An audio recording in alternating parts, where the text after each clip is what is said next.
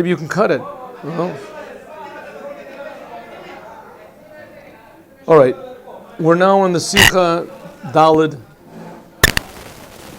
about Shlach at the very end. And it's talking about the spies. Ne'emar b'Torah Kabbalah, it says in the Kabbalah, and it's brought in the Kuti Torah, that the Meraglim, that the spies, that Moses sent into the land of Israel to investigate the best way to take it over, and they came back and instead said, we're not going to take anything over, we're staying in the desert. And everyone agreed with him. Why? According to Kabbalah, they wanted to remain in what's called the world of God's thought.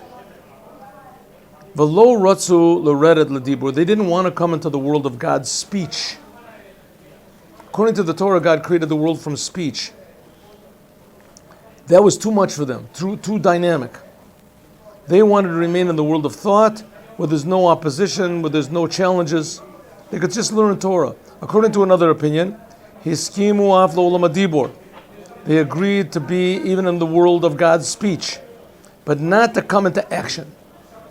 They didn't want to be in the world of action. Ha'hevdal, the difference, shebein machshava l'dibur, between thought and speech, is machshava yibein adam lebein atzmo, ve'ilu dibur hu b'shvil hazulat. Thought, a person can sit and think on his own. There's no interaction, there's no confusion. In speech, though, when a person gets to the world, speaking means going out to others.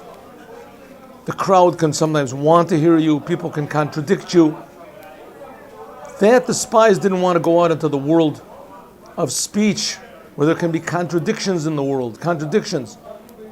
מזה מובן שיתרון העבודה שבארץ ישראל על עבודה במדבר מתבטא לא רק בכך שיש צורך בקיום המצוות כפי שהם מלובשים בדברים גשמיים. The work of the Jewish people in the land of Israel was superior to that of being in the desert, not only because in the desert there were no actual physical commandments. In the desert, all they did was learn Torah. And also in the service of God, in all of your ways you should know Him.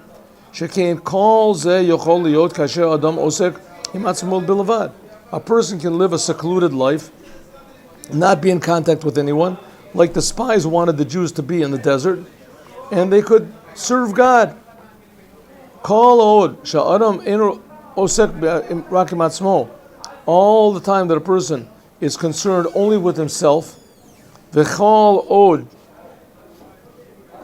gam keshu mitasek b'dvarim gashmim, even though he deals with physical things, right? A person lives on a desert island, everything is quiet there, it's wonderful. I knew a person like that. He couldn't stand people. He found a mahar, whatever it is, a high place in the middle of a deserted area of Israel, and he built himself a house. Took a long time. Built himself a house. The main thing, he just wanted to be alone. Didn't want anybody to come in contact with him. Okay, it's an idea. Right? There are places that make religions out of this. You isolate yourself, you do meditation, you separate yourself from the world. And then when you do that, you can reach certain levels of awareness. Says the Rebbe, it's selfishness. You're living in the desert. This is the world of thought. The whole essence of the Jewish people is to be in the world and work with others. Hitmasrut al Yehudi Sheni, giving yourself over to another Jew or even to another non-Jew for the 7 Noahide commandments, and to make them Torah mitzvahs, so that the Jew does the Torah and the commandments, or a non-Jew does his 7 commandments. The door to meaning opens outward, not inward. Yes? What you were saying about living on a mountain all by yourself, there were stages in the lives of the patriarchs where they liked to spend some time by themselves. They were shepherds to a certain extent. We said before that in everybody's, even in the day, there's the desert part of the day and there's the action part of the day. The Eretz Israel. The desert part of the day is supposed to be when you pray in the morning. Prayer in the morning is supposed to be not that you stand there and you ask, God, give me a new car, or give me this, or God, take me away from the world, or give me heaven after I die. Prayer is supposed to be appreciating God. appreciating God, loving God, being in awe of God, fear of God. And to appreciate God's greatness, His awesomeness. That's like it was in the desert. The Jewish people were in the desert uninterrupted. And that's why we talked about it before. That's why in the synagogue you don't bring your wife into the synagogue. Why? Because it's supposed to be totally removed from anything mundane whatsoever. The women are supposed to think only about God. The men are supposed to think only about God. And that's what it's supposed to be. Not friends, not anything. It's a big law that it's forbidden even to talk in the synagogue. It's supposed to be just between you and God. So that's the mid-desert part of the day. Right? And you have to have that. If you don't have that, then a person can just, the whole thing becomes dry and meaningless. You're just left with yourself. You need some of this. Right. But you're not supposed to stay there. The purpose of praying is so that afterwards, when you do go and work in the world, that you're thinking about God. It's not just that when you pray that you start thinking about God and that saves you from sin. The idea is supposed to be that your prayer gives you power that you can affect the world. You can think positively even in negative situations. Okay, Herschel. Alul Yetzer Hora Liton. The Yetzer Hora can say, Im et maser lezulat. If I devote myself to other people, then either I'll waste a lot of time if I don't succeed. And if I do succeed, that could even be worse. Why? Ergish vaday ba'atzmi shenale ani mimenu. I'll feel superior. I know Torah, you don't know. I am going to heaven, you're not going. I am holy, you are not holy. I made the right choices in my life, you did not make the right choices in my life. The person is going to feel that I am really great. And when the other guy starts to cry, right, says, yes, you're right, I made bad decisions. I once turned on a light on Shabbat. Aha, you did. Well, there is a way for your salvation. You should really feel bad. So you go away thinking, the person says, yes, you've convinced me. I am going to be a different. You go away thinking, I'm going to go away thinking, wow, I get a medal, I get something. Look what I did, I saved another Jew. That's even better than sitting and learning Torah all the time. Now he's going to learn Torah also. We're going to have two people learning Torah, and I'm going to get credit. Says the Rebbe, that's going to be my worry. That's not the worry, that's the worry of a Chassid. A not Chassidic person says exactly the opposite. The more brownie points that I get, the better. Oh, what's wrong with that? That's what I've been waiting for. That I can make somebody else do tshuva, and now I get, he's going to do my work. He's like my Shliach. He's going to give me points every time he learns Torah. But a Chassid doesn't think that way. But what does he do? He makes another mistake. He thinks if I go out and I start makarving people, I know so much, and I'm so experienced, and this person is just living in the darkness. He's so stupid, the things that he does, wastes his time watching television, sports. I can knock down everything that he's doing and make him do tshuva. But if I do that, you know what's going to happen? I'm going to be an egotist. And an egotist is the worst thing in the world. By egotist, it says that God says, I cannot live together with an egotist.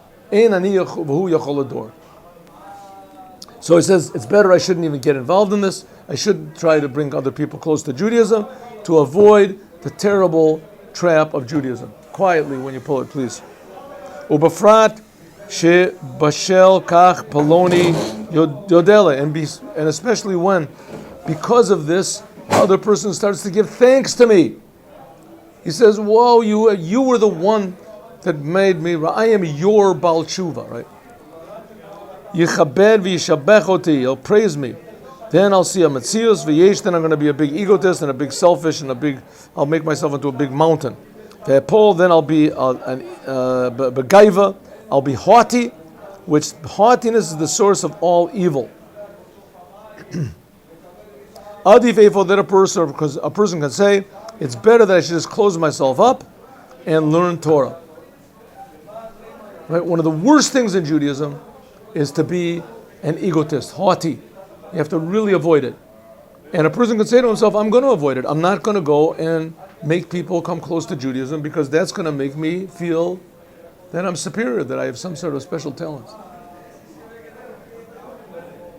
What's the answer to this? This is exactly what the spies said, exactly what the mistake of the scouts that Moshe Rabbeinu sent in. Okay, Herschel. Sha'amru, that they said, Eretz ochelet yojvehi. They said that the land of Israel is a place that devours its inhabitants. You start getting involved with other people, you start getting involved with Eretz Israel, it's going to devour you. You're going to become an egotist. I plowed the land, I dug the well, I defeated the enemy. The Jewish people don't want to be egotists. We're going to stay in the desert where there's no land to plow and no wells to dig and no enemy to fight. But the fact of the matter is, Im chafetz banu Hashem, if God desires us, okay, Herschel, Im osim zos kedei lamalei chafetz Hashem, if the reason that you do whatever you do is only in order to fill the desire of God, lozu bilvad she'ein davar mevi liyirida, not only will it not bring a descent, ki im adra ba'alei naleh, it will raise you up. I'll tell you an interesting thing. I mean, I've been, in Chabad for 47 years or something. And for the last, how long? 30 years of it, more. The Rebbe has sent people out to do mivtzoyim. And you go out on the streets and you put tefillin on people. It used to be one place where people used to go out was in the central bus station. The central bus station in Israel was terrible. It used to be outside, and there are all sorts of really not nice things that were there. And it goes without saying. I mean, I imagine, I haven't been there for a long time, so I don't really know now. It used to be outside. It was really nice. So, just the mention to any boy from any other type of yeshiva, not Chabad, just the mention that Chabad boys go to the central bus station. The boys go to the central bus station to put tefillin. You send boys from the yeshiva to the central bus station. Nobody could believe it. That's a good enough. You just say the word central bus station. It's a good enough reason that everybody says you just got to keep away from this Chabad. It's just crazy.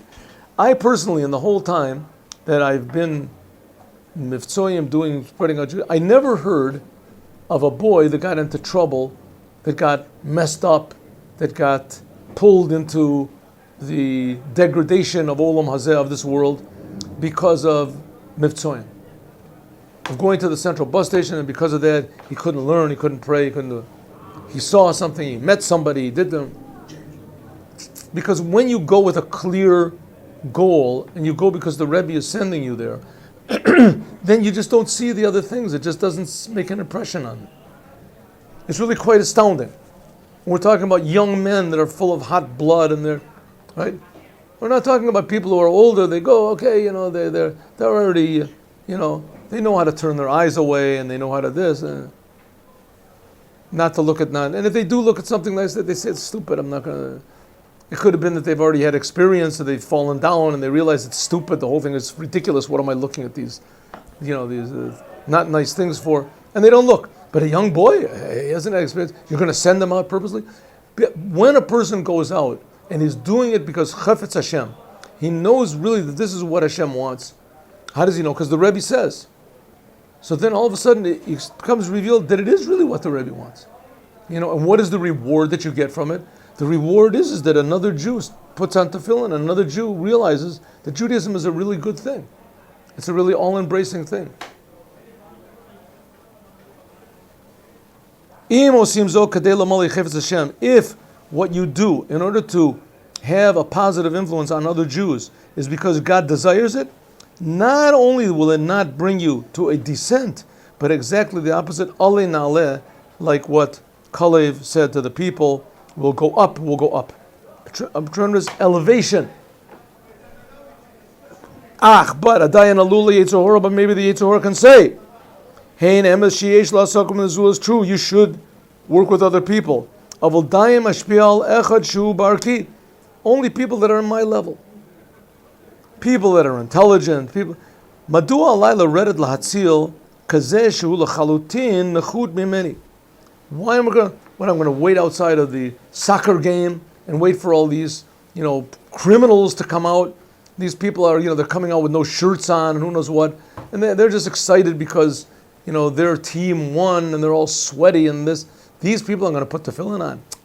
I'll stand outside of the university and I'll put tefillin on professors. People like this. Says the Rebbe, Hari Mega Nashim, if I have contact with these low people, maybe I'm going to come down low. Yeshno Efo, but there's and this also, our portion of the Torah also tells us, Shegam b'dibur ein maspik.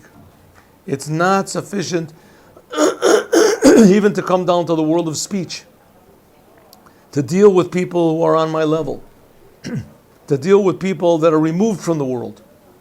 Yesh tzorech davka b'maisa. You have to come down to the physical world. Havdav and dibur l'maisa. What's the difference? Dibur u'amnan l'zulas. Speech is for others, but speech is only for people that are on my level.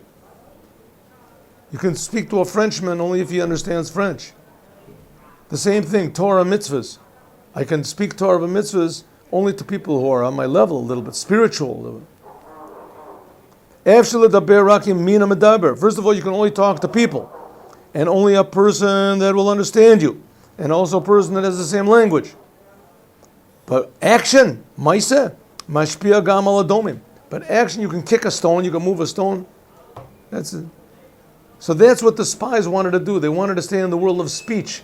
Okay, I'm willing to go and have an effect on another Jew, but only somebody who's in my level. A high-level person, I have a conversation with them, a normal conversation, right? But not a person that's down on the lowest levels, right? Come and put on tefillin. Want to eat a hamburger? What are you talking about?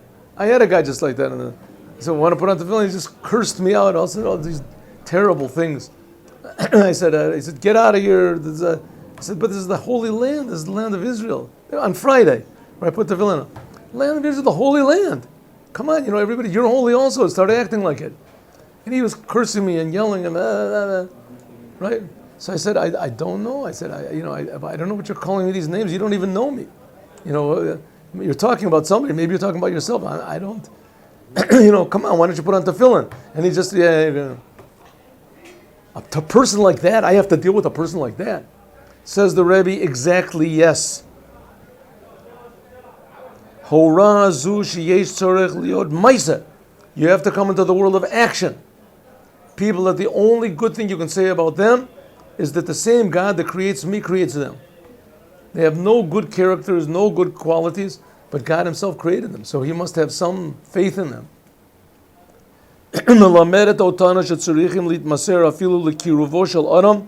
Therefore, you have to give yourself over to approach and to draw people, that even those people are in the level of stones, a heart of stone.